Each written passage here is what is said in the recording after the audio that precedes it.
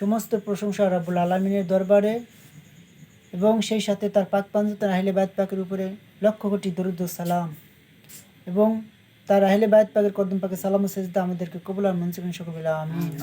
রব্বুল আলামিনের দরবারে শুকরিয়া আলহামদুলিল্লাহ।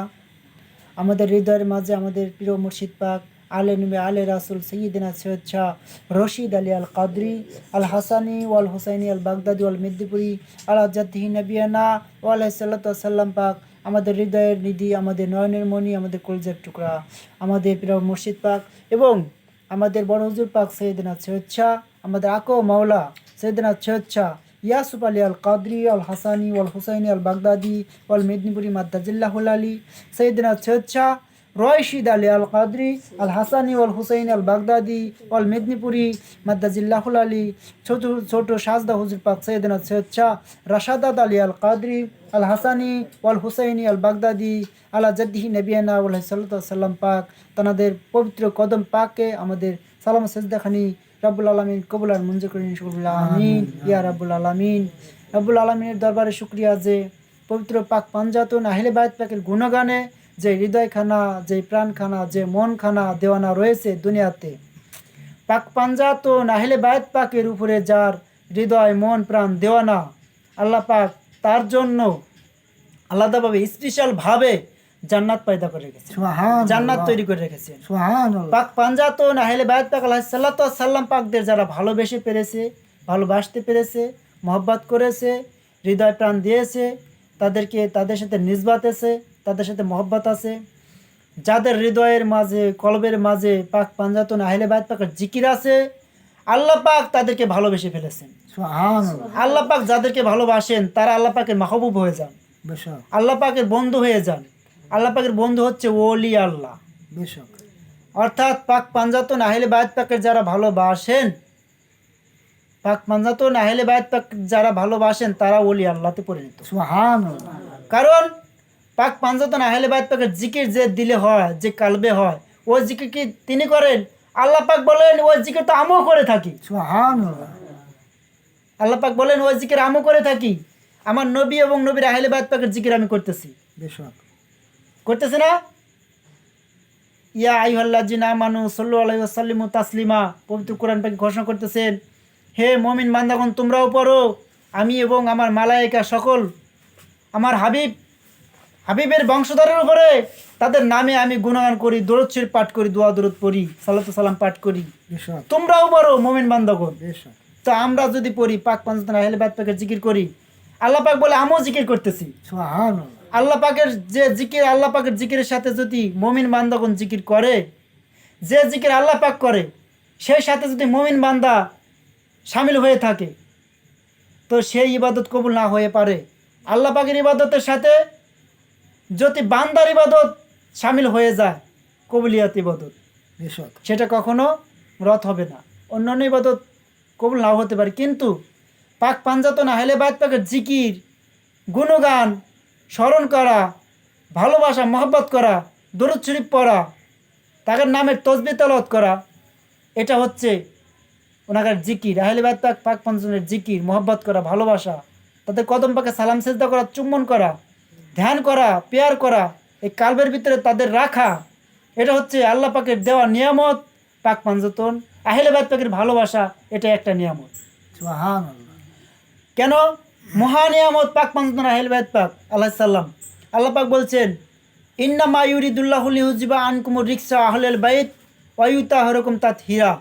কোরআন পাকে বলতেছেন, হে রাসূলুল্লাহ, আপনার আহলে বায়াত পাককে আমি সমস্ত নাপাক থেকে দূরে রেখেছি। হে রাসূলুল্লাহ, নবী পাকের বলতেছেন, ইয়া রাসূলুল্লাহ, আমি আপনার আহলে বায়াত পাককে, আপনার বংশধরকে, আপনার খানদানকে সমস্ত নাপাক থেকে দূরে রেখেছি।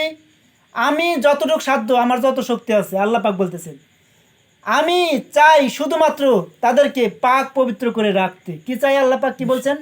তাদেরকে সমস্ত নাপাক দূরে রেখে তাদেরকে পাক ও পবিত্র করে রেখেছি। কোরআন পাকের আয়াত পাক, সূরা আল আহজাব 22-33 নম্বর আয়াত পাক।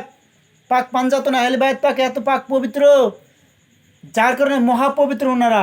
সমস্ত যত বড় নিয়ামত থাক, সবচেয়ে বড় নিয়ামত পাক পাঞ্জাতন আহলে বায়াত পাক আলাইহিস সালাম।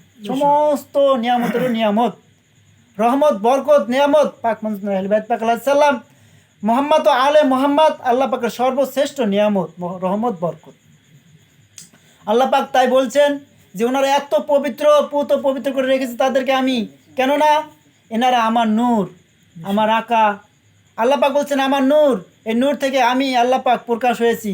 আমি প্রকাশ হয়েছি পাক পাঞ্জাতন আহলে বাইত পাকের নূর দ্বারা, প্রকাশ হয়েছি পাক পাঞ্জাতন আহলে বাইত পাকের সূরাত দ্বারা। আমি আল্লাহ পাক প্রকাশ হয়েছি।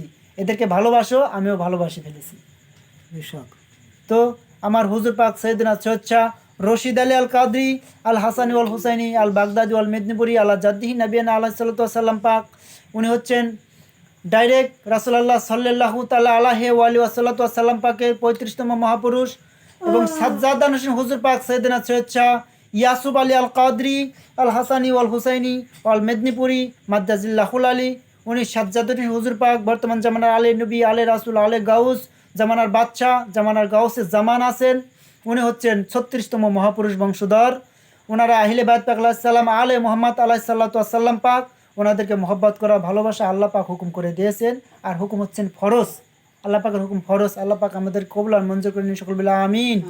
তো 22শে জিলকত সামনে, 22শে জিলকত এই আজকে বোধ হয় এই চাঁদের 21 যাচ্ছে, আগামীকাল কি পরশু দিন 22শে জিলকত। তাতে সৈয়দনা সৈয়দ শাহ মুস্তারশেদ আলী আল কাদরি আল হাসানি ওয়াল হুসাইনি আলাইহিস সালাতু সালাম পাকের পবিত্র ওরস মোবারক, উনি পর্দা হুজুর পাক নামে পরিচিত। তো আমাদের আকা ও মাওলা বড় হুজুর পাক এর আব্বাজান, আব্বা হুজুর পাক। তো উনি আকা ও মাওলা আমাদের, উনি প্রত্যেকেই আলে নবী, আলে রাসূল, প্রত্যেকে আলে মোহাম্মদ, প্রত্যেকেই নূর আল্লাহ নূর, প্রত্যেকেরই একই নূর, রাসূল আল্লাহ নূর, আল্লাহ পাকের নূর। ওনাদের প্রত্যেকেরই, ওনারা যদিও ওনার 36তম মহাপুরুষ, কিন্তু 36তমই মহাপুরুষ হয়ে থাকলেও, 100 মহাপুরুষ হয়ে থাকলেও, 1000 মহাপুরুষ হয়ে থাকলেও আহলে বাইত পাক আলাইহিস সালাম কিন্তু একেশ্বর, কিন্তু একেশ্বর। আমার বড় হুজুর পাক, শাহজাদা হুজুর পাক, সাজ্জাদ হুজুর পাক, পর্দা হুজুর পাক, আলা হুজুর পাক, ওনারা যত আহলে বাইত পাক আলাইহিস সালাম সব একেশ্বর, সকলেই একেশ্বর, একাকার, কেউ আলাদা নয়, একাকার। তো ওনাদের একজনকে মহব্বত করলে মানে আল্লাহকে মহব্বত করা, রাসূল আল্লাহকে মহব্বত করা, গাউস পাকের মহব্বত করা, মা খাতুনে জান্নাত পাকের মহব্বত করা, রাসূলুল্লাহ মাওলা আলীকে মহব্বত করা, ইমাম হাসান, ইমাম হোসেন আলাইহিস সালাতু সালাম পাককে মহব্বত করা, পাক পাঞ্জাতনের জিকির করা, মহব্বত করা ওনাদেরকে দেখে দেখে। এই কালামের ভিতরে যদি হুজুর পাকের মহব্বত থাকে তো কালব পরিষ্কার হয়ে যাবে। আমার দিলের ভিতরে, প্রত্যেকটা মানুষের ভিতরে এক টুকরা মাংস আছে, সে মাংসের নাম হলো কাল্প, মানুষের ভিতরে কাল্প। আল্লাহ রাসূল বলেছেন, রাসূলুল্লাহ সাল্লাল্লাহু আলাইহি সাল্লাম পাক বলেছেন যে মানুষের ভিতরে সেই এক টুকরা মাংস যদি পরিষ্কার হয়, পবিত্র হয়, যদি পাক পবিত্র হয়ে যায়, সারা দেহটাই, সারা অঙ্গ প্রত্যঙ্গ, সারা দেহটাই তার পবিত্র হয়ে যায়, পাক হয়ে যায়। সেই এক টুকরা মাংস হচ্ছে কাল্প। এই কাল্প কি দ্বারা পরিষ্কার পবিত্র হব? এই পাক পাঞ্জাতন আহলে বাইত পাকের জিকির দ্বারা পরিষ্কার পবিত্র হব। কারণ পাক পাঞ্জাতন আল্লাহ পাক বলছেন পবিত্র, আহলে বাইত পাক পবিত্র। তো তাদের নাম জিকির করতে করতে তুমিও পবিত্র হয়ে যাও, তোমার কাল্পটাকেও পবিত্র করে নাও। কি? তো আমরা এই জন্য দরুদ শরীফ পাঠ করি, আল্লাহুম্মা সাল্লাল্লাহু মুহাম্মদ ওয়া আলা আলে মুহাম্মদ সাল্লাল্লাহু আলাইহি সাল্লাম পাক। আলে মুহাম্মাদের নাম জিকির করতে করতে করতে করতে কাল্প পরিষ্কার হয়ে যায়। কাল্প পরিষ্কার হলেই দিল পরিষ্কার হয়ে যায়, দিল পরিষ্কারে দেহ পরিষ্কার হয়ে যায়, মন পরিষ্কার হয়ে যায়, অন্তর পরিষ্কার হয়ে যায়। ওই পরিষ্কার ভিতরে আল্লাহ পাক এসে বসতি করে, দেদার দেয়, দেদারা এলাহিতে পরিপূর্ণ হয়ে যায়। পাক পাঞ্জাতনের দেদার, আহলে বাইত পাকের দেদার, প্রিয় মসজিদ পাকের দেদার, পর্দা হুজুর পাকের দেদার, বড় হুজুর পাকের দেদার, সাজ্জাদ হুজুর পাকের দেদার, এই মাওলা পাকের দেদার, এই দেদারা এলাহিতে ডুবে থাকলে পারে আল্লাহ পাক বলে আমার দেদার চলতেছে, আমার দেদার চলতেছে, আমার দেদার চলতেছে, নূরে খোদার দেদার। ঠিক আছে? তখনই হবে যখন প্রিয় মসজিদের প্রেমে নিজেকে আলপত করবে, দেওয়ানা করবে, ইশকে ফানা করবে, নবী আলে নবীর মহব্বতে। আর কিছু নাই। পার হবে কেউ এগুলো থেকে পরকালে যাবে, পার হবে, জান্নাত পাবে, তরে যাবে নাকি ফুলসরাত পার হবে অতিক্রম করে। এই সমস্ত ঘাটেই পাক পবিত্র আহলে বাইত পাকের প্রেমের মহব্বতে ইশকে ফানা হওয়ার পরে ওখানে যাওয়া যাবে, উপার যাওয়া যাবে, পারে যাওয়া যাবে, পৌঁছানো যাবে। পাক পাঞ্জাতন আহলে বাইত পাকের ভালোবাসার খাতিরে জান্নাতে যাবে, উপারে যাবে, পুলসত পার হবে, হাসরে কবরে মেজানে দোজো সব ঘাটে ঘাটেই ওনারা এই মহব্বতের কারণে পার করে দিবে। ঠিক আছে, এই হচ্ছে পাক পাঞ্জতন আহলে বায়াত পাক। ওনারা এই জন্যই, কেন পাক পাঞ্জতন আহলে বায়াত পাক এই জন্যই মৌলা আলী আলাইহিস সালাম পাক বলেছেন, আমরাই হলাম নূহ নবীর কিস্তির মতো, নূহ নবীর কিস্তির স্বরূপ। পাক পাঞ্জতন আহলে বায়াত পাকের ভালোবাসলে তোমরা ওপারে চলে গেলে, আর পাক পাঞ্জতন আহলে বায়াত পাক আলাইহিস সালাম পাককে যারা ভালোবাসে তারা নূহ নবীর ন্যায় ওই কিস্তির আহরণ করলো। সুবহানাল্লাহ। আমাদেরকে কবুল আর মঞ্জুর করে নিন আল্লাহ পাক। সকল বলে আমিন। আমরা যেন পাক পাঞ্জাতন আহলে বায়াত পাকের জিকির করতে করে জীবনটাকে বিলীন করে দিতে পারি, শেষ নিঃশ্বাস ত্যাগ করতে পারি, এই ইমানের শক্তি নিয়ে যেন আমরা যেতে পারি। আল্লাহ পাক আমাদের সেই তাফিক দিন। সকল বলে আমিন ইয়া রাব্বুল আলামিন।